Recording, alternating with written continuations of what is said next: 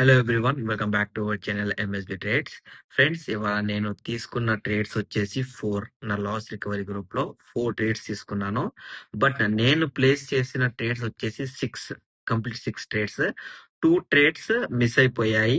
And 4 ట్రేడ్స్‌లో profit booking అనేది జరిగింది. Okay. First trade వచ్చేసి 25 పాయింట్స్ ప్రాఫిట్ బుకింగ్. యాక్చువల్‌గా ఫస్ట్ ట్రేడ్‌లో నాకు వచ్చేసి ఆల్ టార్గెట్స్ అచీవ్ అయిపోయాయి.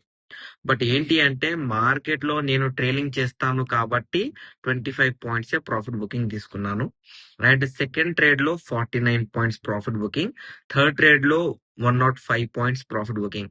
Second trade bank Nifty and third trade Sensex with in 10 minutes of time frame లో తీసుకున్నాను. దట్స్ వై ప్రాఫిట్ బుకింగ్ అనేది జరిగింది.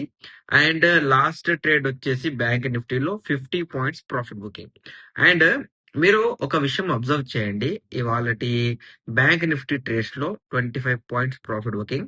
సెకండ్ ట్రేడ్ బ్యాంక్ నిఫ్టీయే 49 points profit booking. And fourth trade bank Nifty, దీని లోపల 50 points profit booking. But నా entry price వచ్చేసి 220. 220కి 10% profit booking ఎంత అండి? 22 పాయింట్స్. అండ్ 20% ప్రాఫిట్ బుకింగ్ ఎంత అండి? 44 పాయింట్స్.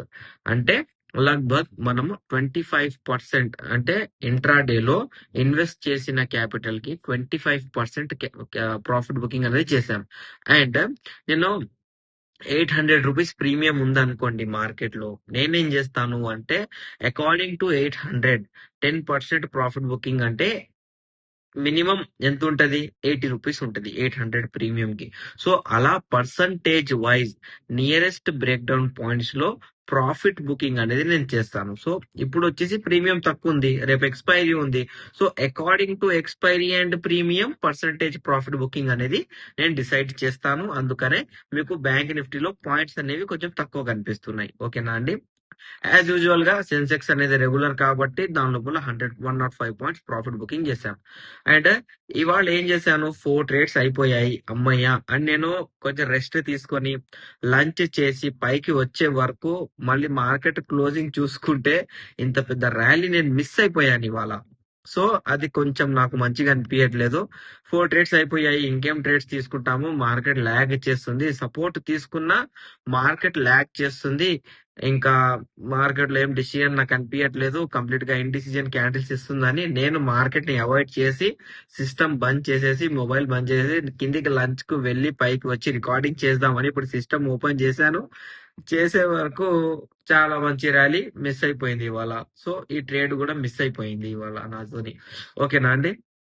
సో ఇవాళ ట్రేడ్స్ తీసుకోవడానికి రీజన్ ఏంటి అంటే మార్కెట్ లో according to intraday 15 minutes first candle chart green analysis చూసుకుంటే ఇక్కడ మీరు చూసుకోండి, రీసెంట్ బ్రేక్ డౌన్ పాయింట్ ఉంది.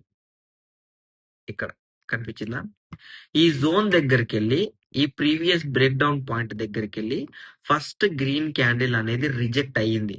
సో ఆ రిజెక్షన్ లోనే నేను ట్రేడ్ తీసుకున్నాను. అండ్ ఆ రిజెక్షన్ లో ట్రేడ్ తీసుకున్నాను. దాని తర్వాత 25 పాయింట్స్ ప్రాఫిట్ బుకింగ్ అయ్యింది. మళ్ళీ మార్కెట్ కొంచెం పైకి వెళ్ళింది. ఇక్కడ రెడ్ క్యాండిల్ కొంచెం పైకి వెళ్ళింది, కనిపిస్తుందా? ఈ పైకి వెళ్ళడం వల్ల ట్రేలింగ్ లో ప్రాఫిట్ అనేది నాది ఎగ్జిట్ అయిపోయింది. దాని తర్వాత కింద పడి ఇంకా ఎక్స్ట్రా ప్రాఫిట్ అనేది కూడా ఇచ్చింది. అండ్ మీకు చాలా మందికి డౌట్ రావచ్చు, బ్రదర్ మార్కెట్ దాని తర్వాత ఇంత పెద్దగా మళ్ళీ బయింగ్ వెళ్ళింది కదా, మీరు ఎందుకు ట్రేడ్ తీసుకోలేరు అంటే నాకు ఇక్కడ బయింగ్ ఆర్డర్ బ్లాక్ వచ్చింది. ఓకే, ఇక్కడ బయింగ్ ఆర్డర్ బ్లాక్ వచ్చింది, కాదని నేను అనట్లేదు. బట్ ఇక్కడ ఏంటి అంటే బయింగ్ ఆర్డర్ బ్లాక్ వచ్చిన తరువాత రెడ్ క్యాండిల్ పక్కన మళ్ళీ ఇంకో రెడ్ క్యాండిల్ ఇచ్చింది. దీన్నే ఇన్వాలిడ్ ఆర్డర్ బ్లాక్ అంటాం. Invalid order black market create చేసినప్పుడు మార్కెట్ బయ్యింగ్ వెళ్ళదు. మార్కెట్ ఆ ఫస్ట్ హాఫ్ అయినా కానివ్వండి, సెకండ్ హాఫ్ అయినా కానివ్వండి ఫాల్ అవ్వాలి. ఓకే, ఇది వచ్చేసి ఫస్ట్ హింట్. సెకండ్ హింట్ వచ్చేసి మళ్ళీ మార్కెట్ ఇక్కడ ఒక బయింగ్ ఆర్డర్ బ్లాక్ ఇచ్చింది, మళ్ళీ దాన్ని ఇన్వాలిడ్ చేసింది. అంటే మార్కెట్ ఇక్కడ బయ్యర్ ని ట్రాప్ చేసి సెల్లర్ ని లిక్విడేట్ చేసి మళ్ళీ బయ్యర్ ని లిక్విడేట్ చేసి సెల్లింగ్ తీసుకువెళ్ళాలి అంటుంది అన్నట్టు ఇక్కడ ఫిక్స్ అయిపోయింది. సో ఇలా సైకాలజీ నేను చూసుకున్నట్లయితే అకార్డింగ్ టు మై సైకాలజీ ఇది ఫిట్ అయింది. దాని తర్వాత bank Nifty plus Sensex trade ఒకటేసారి తీసుకున్నాను కాబట్టి complete profit booking. And second half లో లాస్ట్ ట్రేడ్ వచ్చేసి ఇక్కడ చూడండి, లాస్ట్ ట్రేడ్ టైమింగ్ చూడండి 1:32 PM. అంటే బయ్యింగ్ ర్యాలీ వచ్చే ముందు నేనేం చేశాను అంటే 5 మినిట్స్ స్టార్ట్ పెట్టాను, చూద్దాం ట్రేడ్ చేద్దామని. సో ఇక్కడ నేను చూసుకుంటే ప్రీవియస్ ఇండైరెక్ట్ బ్రేక్అవుట్ పాయింట్ ఇక్కడ ఒకటి ఉంది, and previous indirect breakout point ఇక్కడ ఒకటి ఉంది. సో టైం వచ్చేసి, టైం చూడండి, టైం ఈ ట్రేడ్ తీసుకున్న టైం వచ్చేసి మన లాస్ రికవరీ గ్రూప్ లో 1:32 PM. ఎక్కడ 1:35, ఇది 1:30, అంటే 1 మినిట్ లో చూసుకుందాం. ఇది 2. ఓకే. ఇక్కడ ఇక్కడ కనిపించిందా? ఇది 134 క్యాండిల్ ఇది. ఇది 133, ఇక్కడ 132. మార్కెట్ ఏం చేసింది అంటే మల్టిపుల్ టైం ఇదే పాయింట్ దగ్గర మల్టిపుల్ రీటెస్ట్ తీసుకుంటుంది, కానీ ప్రాపర్ రిజెక్షన్ అనేది ఇవ్వట్లేదు. సో ఎక్కడైనా మనం ట్రేడ్ తీసుకోవాల్సిందే కదా, ఎక్కడ మిస్ చేయలేము, ఎక్కడో ఒక చోట ట్రేడ్ తీసుకోవాల్సిందే. సో నేనేం చేశాను అంటే ఎగ్జాక్ట్ 132 టైం, ఎక్కడ అయిపోండి ఇక్కడ 132 టైంలో నాకు indecision candle plus no order block కనిపించింది, and previous break down point దగ్గర కూడా నాకు ఇండిసిజన్ క్యాండిల్ కనిపించింది, కాబట్టి ట్రేడ్ తీసుకున్నాను. రీటెస్ట్ రివర్సల్ అయింది. దట్స్ వై నాకు ఇక్కడ 50 పాయింట్స్ ప్రాఫిట్ బుకింగ్ అనేది జరిగిందండి. ఓకేనా? సో ఇవాళ వచ్చేసి 4 ట్రేడ్స్ లో profit booking, and end of the day session ఇక్కడ కంప్లీట్ గా మంచిగా మూమెంట్ ఇచ్చింది, కానీ నేను మిస్ అయ్యాను కాబట్టి నాకు కూడా ఎలాగో అనిపిస్తుంది. ఓకే. సో నేనని కాదండి, ఏ ట్రేడర్ అయినా కానివ్వండి, మార్కెట్ లో ఒక తను చేసే ట్రేడ్స్ అయిపోయాక మార్కెట్ ని చూడడు. అది బయింగ్ ఎక్కడైనా వెళ్ళిపోనివ్వండి, చూడడు. బట్ నాకేంటి అంటే ఇది కూడా ఎందుకు మిస్ అయ్యాను అన్నట్టు ఒక చిన్న పాయింట్ ఉంది, అంతే అండి.